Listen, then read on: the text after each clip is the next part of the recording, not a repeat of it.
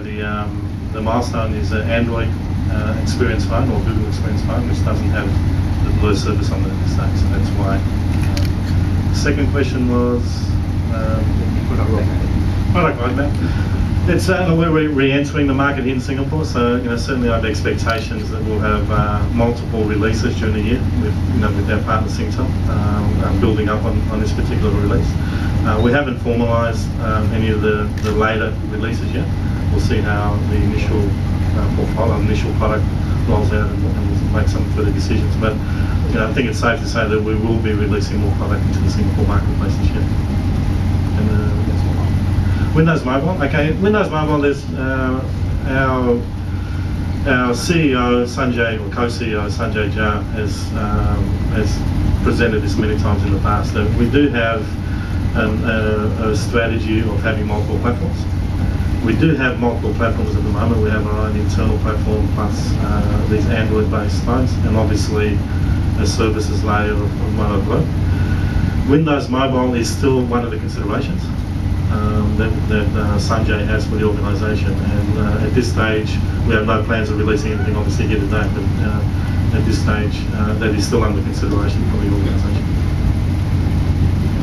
Seeing it on any other future Motorola devices? And following on from the Windows Mobile question, will Moto Blur be also available on Windows Mobile, or just purely for Android platform?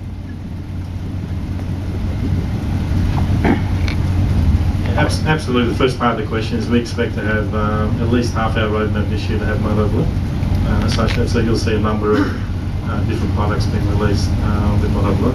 It's a continuous service strategy. It's not a one product strategy. So yes. With respect to Windows Mobile, I can't answer the question until we make a decision to do some products. Moto Blur will work on Windows Mobile and can be ported across, but at this stage we haven't made any decisions. Are there more Singtel exclusive launches planned? And does Motorola plan to be Singtel exclusive for this year? Either.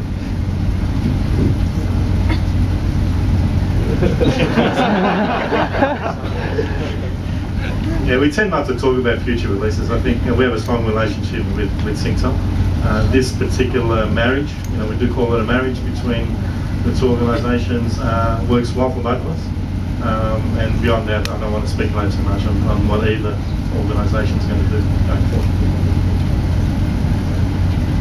I think I mentioned earlier that this is strategic partnership. So we hope that it's not just a one model launch, and I just want to stress also exclusive doesn't mean expensive. So we always believe in bringing the latest and best gadget to our device to our customers, and of course at the best value as well. Thank you. Sarah, Spiros. Hi, I'm Kenny from My Paper. I have a quick question for Spiros. The Android OS is 1.5. Will there be an option to upgrade it in the future? The short answer is yes, we'll be upgrading to version 2 with Singtel, most likely over the year, sometime in the middle of this year. But there's also a blur services layer on top, which needs to be upgraded at the same time.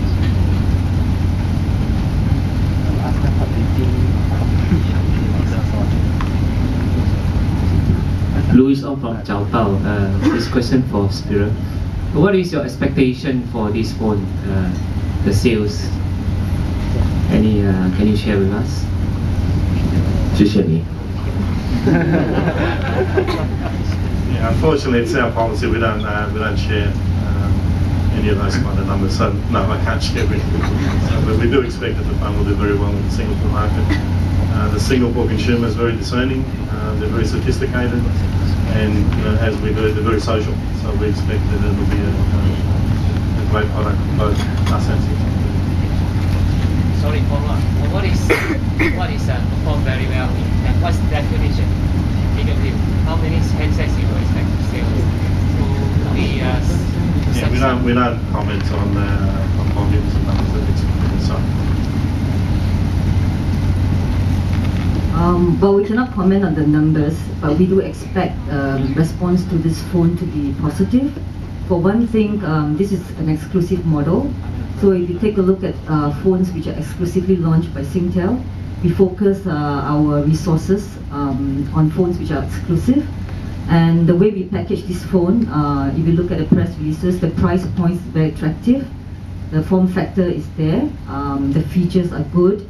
And we have specially created, like what I mentioned earlier, a VAS called M Social, where customers do not have to worry about data charges.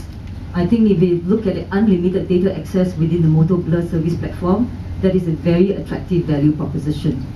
And together with the enhanced flexi plan, the 12 gig bundle data, I think for customers who are looking for a mobile phone at the right price, right form factor, and with a social networking feature that can meet their needs, I think this is the phone for him or her.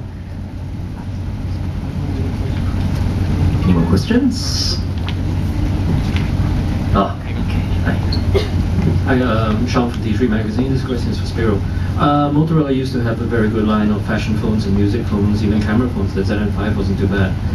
Right now we've got a lot of smartphones coming up from Motorola. Are you guys going to come back in those markets as well? The strategy of record for Motorola is really based on three pillars. One is, obviously smartphones, which we're hearing a lot about today. The second pillar is the services layer, which has been branded Motorola Blue. And the third pillar is mass market phones. So we have released a number of mass market phones for 2G and 2.5G mass market phones over the last 2 or 3 months, and we'll continue to release those mass market and voice-centric phones. We plan to have another series of releases towards the end of Q1 and also Q2. So we understand we need to be in that segment. Not everyone can afford a smartphone.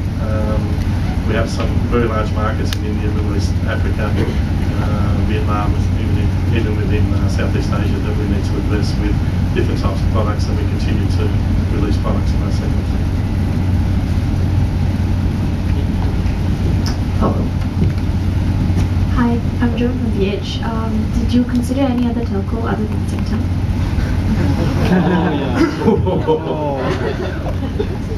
No.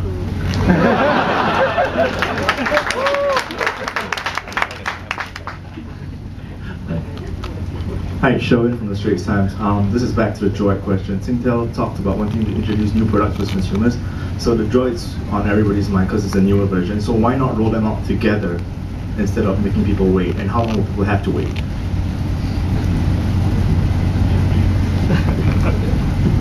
So yeah, the Droid's actually a North American model. So the international model's called the Milestone, which is the 3G. The Droid's a CDMA model from Verizon. I think where Motorola's going is the preference, obviously from our side, is to bundle in our services platforms with our key partners that want to take services into the marketplace and take that unique value proposition.